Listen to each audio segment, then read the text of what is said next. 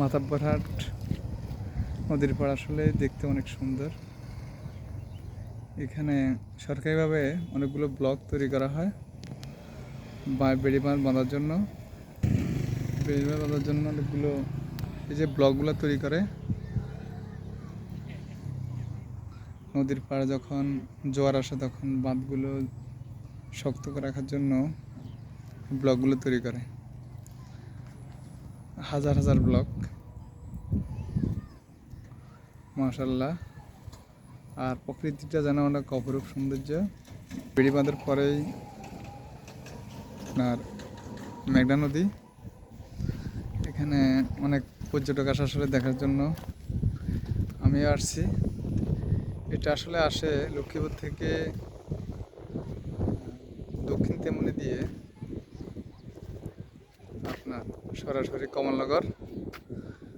কমলনগর থেকে আপনার হাজিরহাট আসতে হয়।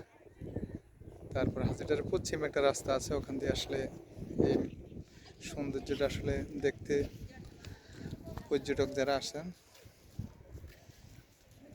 তারা দেখতে পারবেন। আসলে অনেকটা সুন্দর জায়গা, আল্লাহ তাআলার সৃষ্টি, সবাই দেখার জন্য আসে।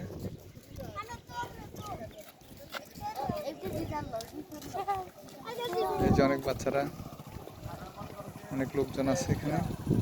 এই ব্লগগুলো কীভাবে নামায় দেখেন। নদীটা দেখতে অনেক সুন্দর। এদিক দেখলে বোঝা যায় আসলে পর্যটকের অনেক সমাগম।